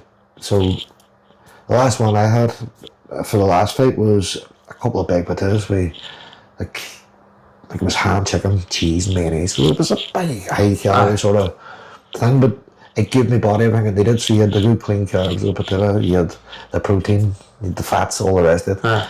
And then me personally, I like to stop eating at around 7 or 8 o'clock. Maybe we should talk to Jack about Potato Bar and try and get you a sponsor as well. As I say, it's one thing that everybody always says to me, see when I'm eating carbs, I'm spud. I say, I get spud. You can put so much fucking shit on it, and it's just nice. You can't go far wrong with a well-cooked fucking big spud. Well, we'll give a shout out to Jack about Potato Bar, who I know very well, and I'll get chatting to him. After a fight, no better, man. But as I say, it's getting your balance is right that works for you. So I think if you eat too much too late, get into the night, then you wake up the next day still a wee bit groggy or sluggish. Where me personally, I don't know about other people, I like to wake up hungry. And I keep that hunger. As I say, I probably shouldn't, but only like a Red Bull or a Monster or whatever for the caffeine hit. Just to then is that hunger more the mindset? Is that, you know you're hungry and you're not eating just yet, is that more the mind over the body again? I don't know, I just like feeling. I just like feeling that way. If you feel tighter, it's like you can feel your abs, you can feel all the fucking muscles in your body and stuff, whereas if you've had too much too late, you hold like me. Water. Like me. I'm a fat runner, but you're not training for a fight. No, I'm a marathon runner. Do you know what I mean? I run marathons in this way. See, I couldn't do it. No, see, I could not do 26 miles if you paid me. If you said to me now, I will give you £1 million if you can go out there now and run 26 miles, I would give it a go. But I wouldn't be able to do it. See, Dublin Marathon, I says I wanted to be the heaviest man at the front of the line, and I made it. I was the heaviest boy, and we went on the wave one, right? We put ourselves down as athlete level, right? Just to get on the wave one. A boy told us, he says, you're never going to keep up with the athletes, me and another man. Yeah. He says, so if you put yourself on the wave one, stay at the back yet, right? And he says, them ones will be on in front of you, and wave two's not going to pass you yet. He says, so you're going to have to run yourself. But you know what? We were kind of by ourselves the whole time, because these athletes obviously went far on, and the wave two passed us in at the stage, but for ages, for a good 20-30 minutes, we were by ourselves. There was nobody passing us. The crowd was cheering for just us. There were only two in between the waves. I honestly think that even complete the marathon is a massive achievement. 4 in a year. Budapest, Belfast, Dublin, and you call me bad for a bit of barrel boxer. I'm on the fucking day months. You know what I mean? But no, me and another man, we done the 4 in a year, and we might have done, I would say, maybe 20 or 30 halves that year to prep for it. Fuck me. That's too many miles. You know what I mean? I run a fucking 6K, and I'm fucked out there. Like see, there's like a run up in the back of Top Hall Cry Road. You're out of the Cry Road. See, you go straight up past Pearson. Up by the bonfire bees, right up around the bonfires, and you go right up past and down past a couple of wee farms, and then it comes down a wee hole called the half-mile hole, because the hole's a half mile. So I run round across, down, and then back up again. So it's 6K and about 4K, it's holes. But fuck me, it takes me about, I would say, if I really went at a decent pace, I can do it in about half an hour. 40 minutes sort of thing. But I feel as if I've been training the gym for like 2 days. Yeah. I swear to Jesus, I can go up to the gym, do all my Tabata work, my bag work, sparring work, weights, the whole lot, and I leave grand. Like I don't feel like, no, you're fucked. I'm coming back down the Crawley Road, the gravy dripping off the top of my nose, and I'm sitting contemplating life going, I don't know if I've got this on me anymore. I think I'm getting too old for this shit. But then I go, I'm going to get a bite to eat and go to the gym for 2 hours, walk out of the gym like a spring chicken. And it's two completely different systems. Like see the low and slow and the fucking long slog. To me, that's more difficult. Have you ever tried the high rocks? Don't like it. What do you not like about it? It's just wrong in so many different ways. I don't like the showboating about it, but I think it's a great... It's not the showboating. See, CrossFit. Now, everybody compares high rocks to CrossFit. CrossFit is a proper workout system where you're doing the proper Olympic lifts and you're doing them properly. alright, they do the floppy pull-ups and stuff like that, but that is like a gymnastic sort of the Olympic thing. High rocks is just wrong. It's it. You train the wrong mechanics of your body at the wrong times. You put the two exercises together, it should not go together. Yeah. So you might get somebody pushing a, like I seen at one time, I wouldn't say where it was or who it was, but the girl was about, fuck me, she was about 50 kilos soaking wet. And the boy had a sled, rolling up about 180 kilos of wood. And I looked at the girl, and she was like this, her face was red and everything. And she moved the thing about fucking 3 or 4 foot. But that would be like me pushing a Mack truck up a hill. Do you know what I mean? And then see, as soon as she was finished, out a kilometre run.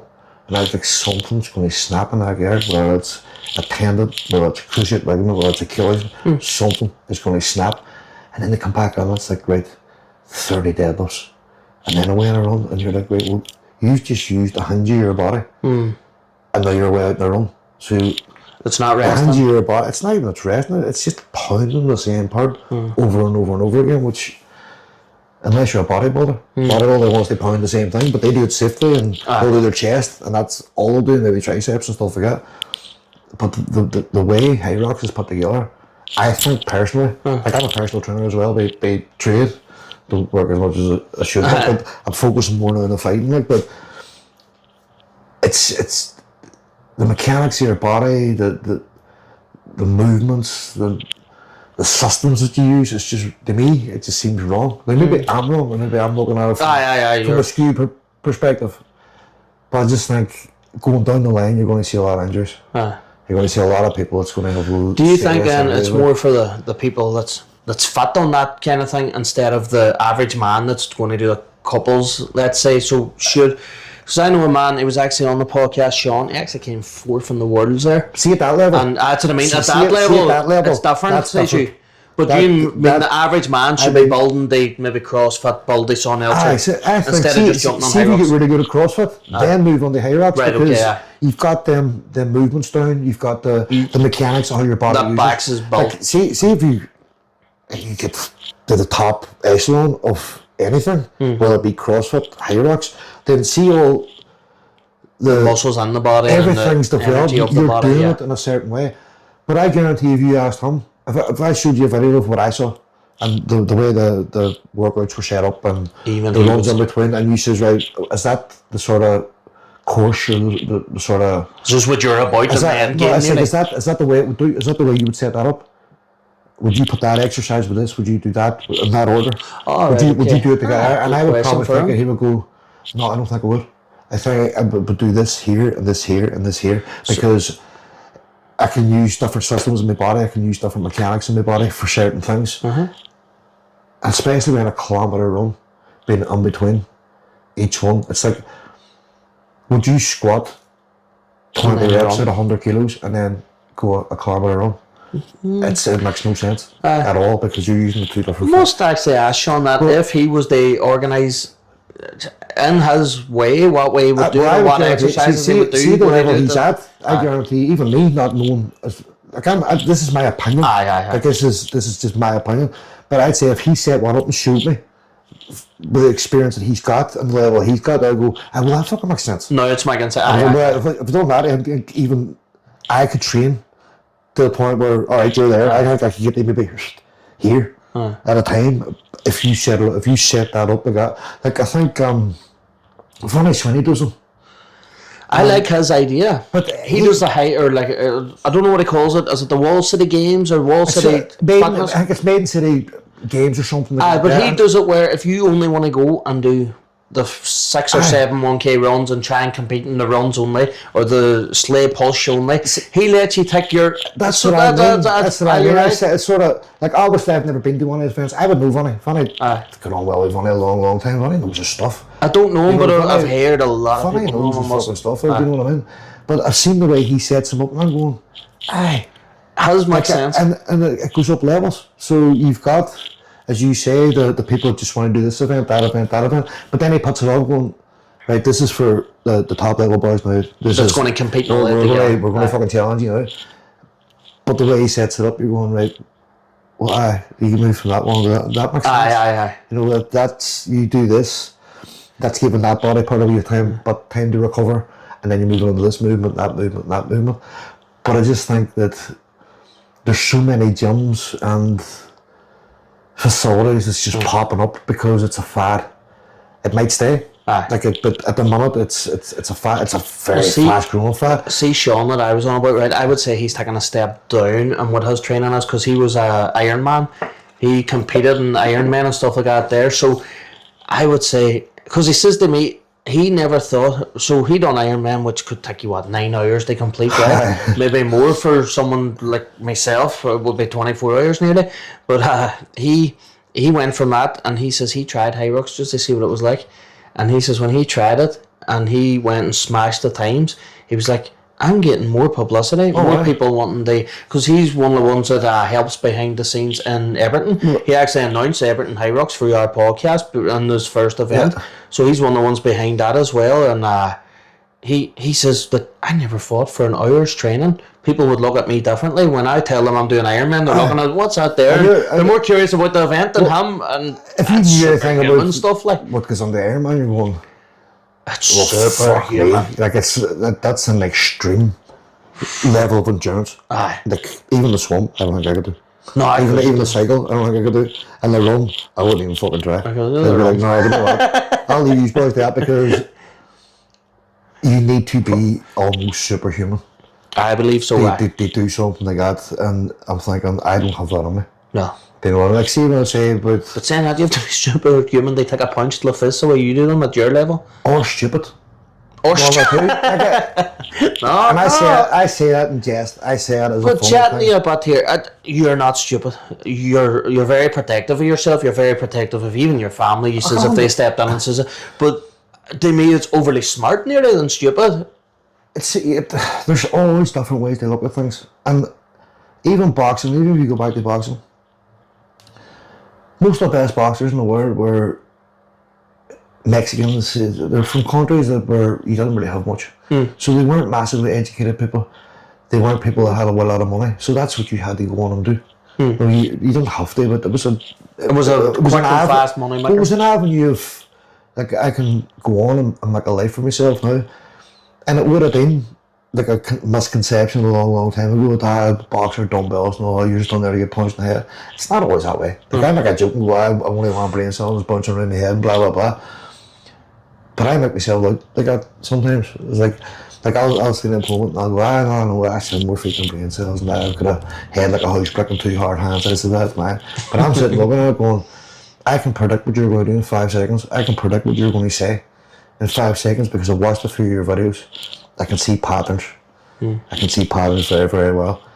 And I think that's what I take on the bare knuckle. So there is a wee bit of sort of an intelligence, of course it is. Of course it is. But come back to the Ironman thing, it's like, it's different. You have to be intelligent as well. You have to know your body. You have to know your heart rate, you have to know the gram, how many carbohydrates they put on, when they have it, when not they have it, when they drink water, how much water can I drink? And you're thinking, I have to do all this while running, cycling and swimming for 9, 10, 24 hours. And then you get them mega endurance ones with your man David Goggins and all those. And they're fucking running them for days and you're going, I do think he's a dumbbell, but I do think there's more feet than brain cells all around him. He's just a motivational and it's the same regurgitated shit all over again. But I do like him, but I think it's mad. I'm fascinated when I like him. I think it's like he's a one-trick pony. It's just, burn the fucking boots. You're like, why would you burn the boots? Like, go and you tell me why I should burn the boots. So if the whole place where I am is on fire and you burnt the boots, how the fuck are we getting back off again? But he's like, I'll run through the fire, dig a hole in the sand, climb up a fucking tree. You're like, no. Well, that's kind of what he's doing now. He's a fire jumper now. It's like, but I get all the mad shit that he does. It's very impressive. I'm impressed by him about what he can do. But it's the way he goes about himself. Young people watch stuff like this. Right, we're in a time now where you've got social media. They call themselves influencers. And they call themselves influencers because they do influence, especially how young people think and see the world. And if you've got a sort of, if you've got somebody going, nah, I know, burn the boats, you know, you've got one option, and if that option doesn't work, you're fucked, and you just need to try harder and stuff like that. But that's not real life. It doesn't work for everyone. No, it's not that it doesn't work for everyone. It's like it only works for a small amount of people. It's like if you can't do that, then you're not trying hard enough. Well, look, that's on you that you fail, not on the... it's like just because you can do something doesn't mean everybody can do it. It's like judging a fish by how quick it can climb up a tree. It's not going to climb up a fucking tree. Like, no matter how many goes you give that fish at that tree, it's never going to get up it. But then what do? Burn the tree? Do you know what I mean? It's not like, I'm going to take a fish now. I'm going to whack it on that water and just to see how fast it can swim. You put the fish in the water, it swims away. You go, right, well, focus on your talents, don't try and focus on some other man's talent. Well, don't put all your eggs in one basket too. It's like, if you do something and fail, it's okay. Think that wasn't for you. Or if you want to try it again, if you want to go away and learn a wee bit more and try it again, if you fail again, it's okay. That's not for you. You can go and do something else. But sometimes I think we like David Goggins said, no, if you can't do it, you try harder, and if you try harder and you're still not doing it, then you're just broken. No, you just can't do it. You didn't try hard enough. If the person down here can run 100 meters faster than you, it's because you're not training hard enough. It's not that your his body's better. Well, it's not that your ligaments are tighter. Your muscles are thicker. It's nothing to do with that. It's because you're not trying hard enough. He's an Ethiopian born and bred runner. You're not. You know what I mean? Fair enough. It's like, no, he's got the body type for that. You haven't. And I just think it's just putting. It's like a bad mindset that especially young boys will look on there. It's like as you say, one trick pony. So it's a one-leveled mindset. It's just so, that. It's just regurgitates the same fucking shit over and over again. It's like you'll take a quote and think, Joe Rogan like that. I'm going to go now and I'm going to write the same quote out 13 different ways. I'm going to tell it to 13 different people, and they're all going to go, you're a wild smart man. And you're like, no, he's just regurgitated the same shit. I did read his books and did find them fascinating, as you say, and I did go through a stage of liking a stuff. I'll tell you what, in fairness, I only got background running because I read his book. But it got me into something, so I was happy enough with that there, and I was able to do the running there. You like running? No, you're good at running. Well, I'm good at it. You're good at running, so you think, right, I used to run, fell away from it for a wee while. Do you know what? I sparked that back up and me to I'll go and do a wee bit of running. And I bet you the first run you went back on, you were fucked out of the mouth. Oh, hammered. Because you read David Goggins, well, keep going. That, it's brilliant, it's fine. Because I worked. But it worked for you. If it doesn't work for someone, you could have been a 12, 13-year-old boy going, I'm going to go for a run. And after that mile, you were fucked. And you would go, I'm useless. You know, he's able to go for 24 hours at a time. I can't even run a mile. I'm useless. So I could make them regress. You'll read on the book and go, no, he's just saying I'm not hard enough. I'm not man enough. Fair enough. I'm not pushing myself enough. When the young fella, I may as well stay on the sofa because I can't run, but he could probably body lift or deadlift. Do you know what I mean? It's just it's to me. I just have a problem with influencers. I just have a problem with them all. I don't think anybody should be influenced by anybody. If you can't think for yourself, if you can't make your own decisions, make your own choices based on what you believe, what you want, rather than what you think other people. I take it from your core, not someone else's. From that, it's that nobody else should have any sort of influence or opinion on what you do. And I think, especially a lot of young people get put under pressure that way. Well, I know I like this, but it's not very vogue, it's not very popular. They say it's a bit fucking stupid or whatever, but it's all not bothering it no more. And that wee thing could be their thing. And everybody's different. Everybody's different. Years ago, it would have been nerds and all. You're a fucking nerd. No, there's no nerds. There'd be no AI. There'd be no computers. There'd be no fucking. There'd be no Elon Musk. There'd be no. We're sitting here doing a podcast, and they probably wouldn't exist. No, because nobody would have come up with the idea going. Your phone wouldn't exist. A smartwatch. It still baffles me to this day. It doesn't baffle me someone tapping their phone against the card machine, but that baffles me when they do it with their watch. I know. Day to this day, it still baffles me someone tapping the pay with their watch. I saw a video on TikTok where a girl went on I think it was China or Japan, and she had a chip in the back of her hand, and she went down and bing. It was a I think it was an Amazon store, a Google store, or Apple store or something. She was able to, But she had the wee chip on the back of your hand. It's the same wee chip and pump as you have in your car. She went on beep, beep, beep, beep. It was the wee self-service thing, and she just went bang. The back of your hand, and it went beep. She paid for it, and she walked to the shop. And I was like... As you say, without the nerds and their lane, exactly. or so-called nerds and their lane, we wouldn't have had that. If they had a sat back and went, you know what, we're different. No, I can't run on that we can't be the same as everybody else. I'm not man enough. I'm not strong enough. I can't fight. I can't run a mile. I can't do this. Fuck's sake. You know what, but I'll keep digging on. I'll keep trying. To the point where you tried that much and failed that much, you just batter. You give up on it. I don't really fucking care no more. But instead, they went, no, I don't care. You go and do you. I'll do me. And then you get Steve Jobs, Elon Musk, but you got, and it's where we're living on now. Yeah. And everybody might think it's going too far past it. It might be going too far past it, but could you imagine living without your phone, without your TV, without all the rest of the stuff that we take for granted sometimes? Thank you very much for coming on. It's been an absolute pleasure, so thank you very much for looking forward to watching me it. I'm looking forward to the fight itself now too. It's are you getting the whole excitement out of you? I get cam. See, as you get closer, I get camera. Camera's scary. I get camera. It's not even so much scary. It's like no wasted energy. There's no point wasting energy. The excitement, but it's done. Good fight, blah, blah, blah. That's done now. It's just fun now. This is fun. Smash faces.